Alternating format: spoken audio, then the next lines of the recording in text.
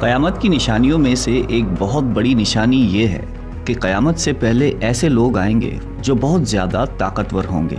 उनसे लड़ने की ताकत किसी के पास नहीं होगी।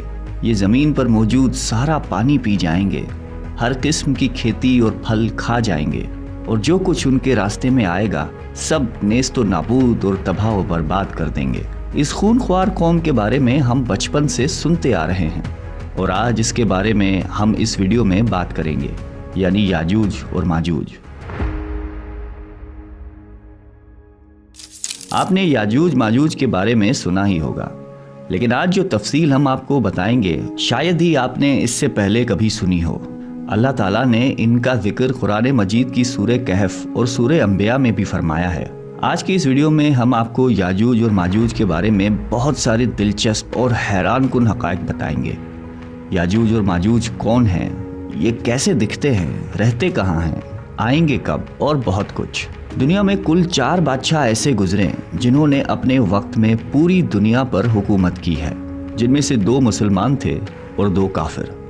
काफिरों में नमरूद और बख्त नसर, जबकि मुसलमानों में हज़रत सुलेमान अलैहिस्सलाम और दूसरे हज़रत ज़ुल्करनैन अलैहिस्सलाम थे। ज़ुल्करनैन का नाम सिकंदर है और ये हज़रत साम बिन नूह अलैहिस्सलाम की औलाद में से थे और एक बुढ़िया के इकलौते बेटे थे और हज़रत खिज़र अलैहिस्सलाम के खालाजाद भाई थे। आपने हज़रत इब्राहीम खलीलुल्लाह के हाथ पर इस्लाम कबूल किया और कई साल उनकी सोहबत में रहे। कुरान मजीद की सूरह कहफ में हज़रत ज़ुल्करनैन के 3 सफ़रों का हाल बयान है। ये 3 ज़बरदस्त सफ़र उन्होंने किए और इन 3 सफ़रों का हाल हम आज आपको इस वीडियो में बताएंगे, जो बहुत ही अजीब और हैरान कुन है। पहले सफ़र की कहानी ये है कि साम बिन नूह अलैहिस्सलाम की औलाद में से एक शख्स आबे हयात के चश्मे से पानी पी लेगा तो उसको मौत ना आएगी। तो हज़रत ज़ुल्करनैन उस आबे हयात की तलाश में मगरिब का सफ़र शुरू करते हैं और आपके साथ हज़रत खिज़र अलैहिस्सलाम भी हैं। हज़रत खिज़र तो आबे हयात के उस चश्मे तक पहुंच गए और उसका पानी भी पी लिया, मगर हज़रत ज़ुल्करनैन के मुक़द्दर में वो नहीं था और आपको आबे हयात न मिल सका। हज़रत ज़ुल्करनैन का सफ़र जारी था और आप चलते चलते ऐसे मकाम पर पहुँचे क्योंकि मगरिब में ही सूरज गुरूब होता है।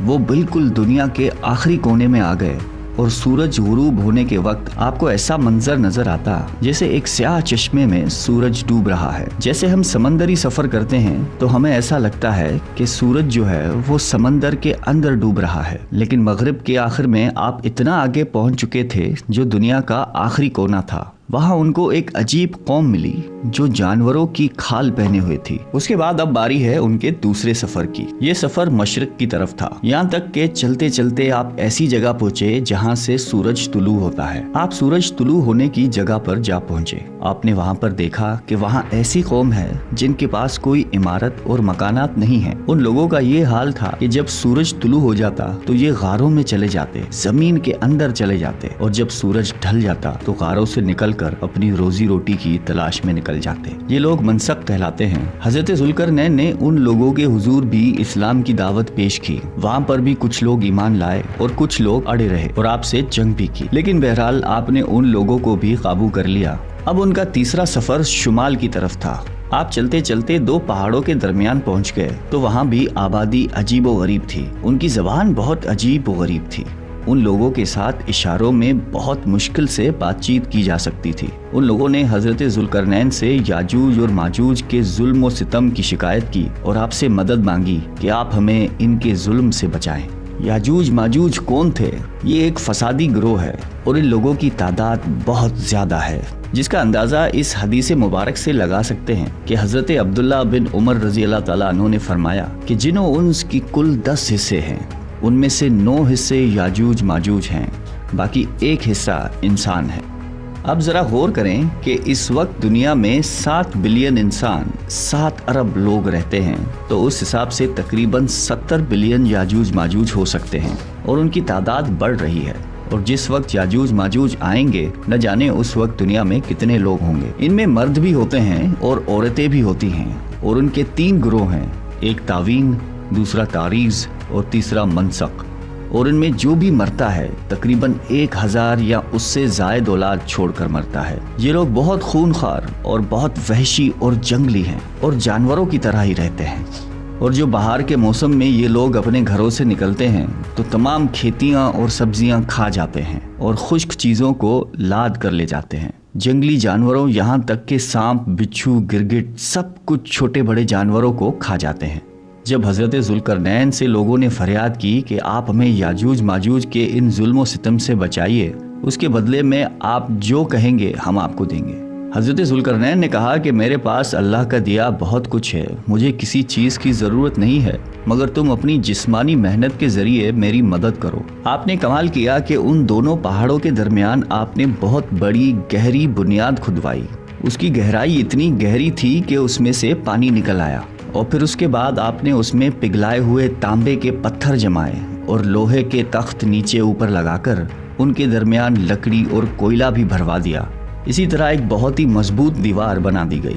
آج کے زمانے میں جس کو ہم کانکریٹ کی دیوار کہتے ہیں، یہ اس سے بھی زیادہ مضبوط دیوار ہے۔ اب ہوا کیا کہ یاجوج ماجوج دیوار کی ایک طرف اور یہ قوم دیوار کی دوسری طرف ہے۔ اب حدیث پاک میں ہے کہ یاجوج ماجوج روزانہ اس دیوار کو توڑ دیتے ہیں، مگر دن بھر جب محنت کرنے کے بعد اس کو توڑنے کے قریب پہنچ جاتے ہیں تو ان میں سے ایک کہتا ہے کہ چلو باقی کل توڑیں گے، لیکن اللہ کی شان کہ دوسرے دن وہ دیوار اس سے زیادہ مضبوط ہو جاتی ہے اور اپنی اصل شکل میں آ جاتی ہے۔ پھر اگلے دن جب دیوار توڑنے کا وقت آتا ہے تو پھر کوئی کہتا ہے کہ چلو باقی کل توڑ لیں گے، دوسرے دن پھر ایسا ہوتا ہے، تیسرے دن پھر ایسا ہوتا ہے، مگر ایک دن آئے گا جب اللہ کی رضا ہوگی کہ قیامت سے پہلے یہ باہر نکلیں گے، تو انہی میں سے کوئی شخص کہے گا کہ انشاءاللہ کل اس دیوار کو توڑیں گے۔ تو پھر جب وہ دوسرے دن آئیں گے تو انشاءاللہ کی برکت ظاہر ہوگی اور پھر یہ دیوار ٹوٹ جائے گی۔ نبی اکرم صلی اللہ علیہ وآلہ وسلم کا مفہوم ہے قیامت قائم نہ ہوگی جب تک یاجوج ماجوج نہ آ جائیں۔ یہاں آپ کو بتاتے چلیں کہ یاجوج ماجوج کے نکلنے سے پہلے دنیا کن چیزوں سے محروم ہو جائے گی۔ حضرت ابن عباس رضی اللہ تعالیٰ عنہ نے فرمایا کہ اللہ تعالیٰ نے 5 نہروں کو جنت سے جاری فرمایا۔ یہ 5 دریا ایک ہی چشمے سے جاری ہوئے ہیں۔ اللہ تعالیٰ نے حضرت جبرائیل علیہ السلام کے ذریعے جنت کے اس چشمے کو پہاڑوں کے اندر امانت رکھ دیا اور پہاڑوں سے نہروں کو زمین پر جاری فرما دیا ہے، جس سے لوگ طرح طرح کے فوائد حاصل کرتے ہیں۔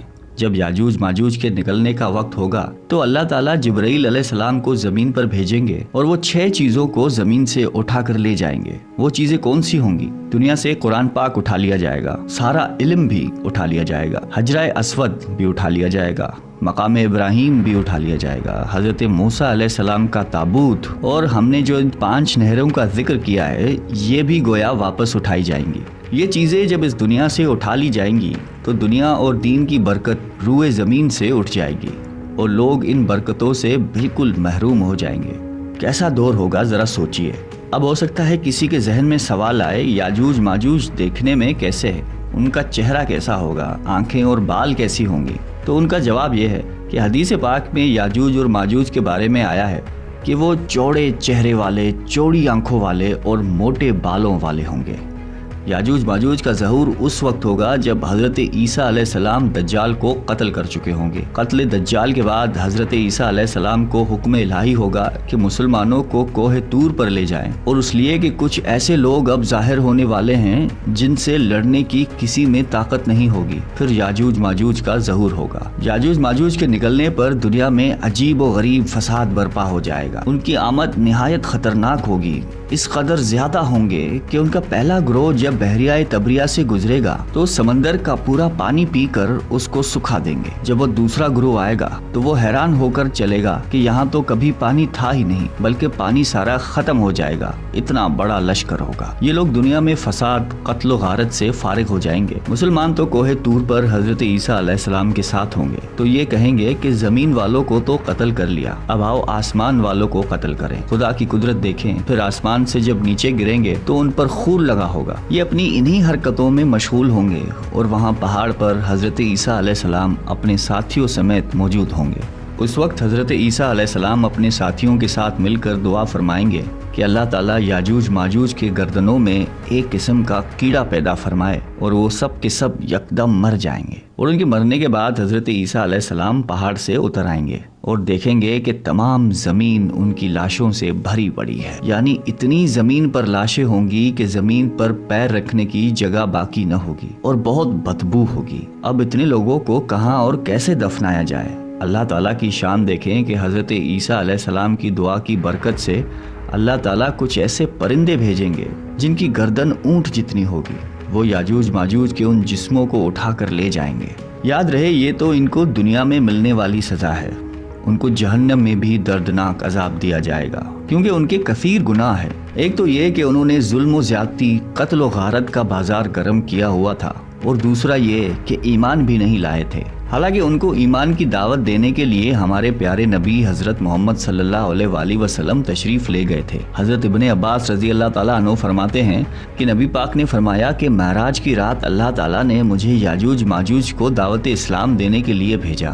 نبی پاک فرماتے ہیں کہ میں ان کے پاس گیا، میں نے ان کو اللہ تعالیٰ کی طرف بلایا، انہیں عبادت کی دعوت دی، مگر انہوں نے میری دعوت کو جھٹلا کر انکار کر دیا، اور فرماتے ہیں کہ اللہ تعالیٰ کے نافرمان بندوں اور اولاد ابلیس کے ساتھ دوزخ میں جائیں گے۔ ان کے مرنے کے بعد زمین امن و سکون اور برکتوں سے بھر دی جائے گی۔ اللہ کی نعمتیں اس قدر زیادہ ہوں گی کہ روایتوں میں آتا ہے کہ ان کے مرنے کے بعد زمین پر بارش اتنی زیادہ ہوگی کہ زمین برابر ہو جائے گی، اور زمین کو حکم ہوگا کہ اپنی برکتیں اگل دے، اور آسمان کو حکم ہوگا کہ اپنی برکتیں انڈیل دے۔ تو برکت کا یہ عالم ہوگا کہ ایک انار کو ایک گروہ کھا سکے گا، اور دودھ میں یہ برکت ہوگی کہ ایک اونٹنی کا دودھ پوری جماعت کو کافی ہوگا، اور ایک گائے کا دودھ پورے قبیلے کو کافی ہوگا، اور ایک بکری کا دودھ پورے خاندان کو کافی ہوگا۔ گویا ہر چیز میں برکت آ جائے گی۔ یاجوج ماجوج کے مکمل واقعے سے ایک بات سوچنے کو ملتی ہے کہ زمین میں قتل و غارت اور فساد پھیلانے والوں کا انجام ہلاکت والا ہی ہوتا ہے۔ اللہ تعالیٰ ظالموں کو ایک دم ختم کرنے پر قادر ہے،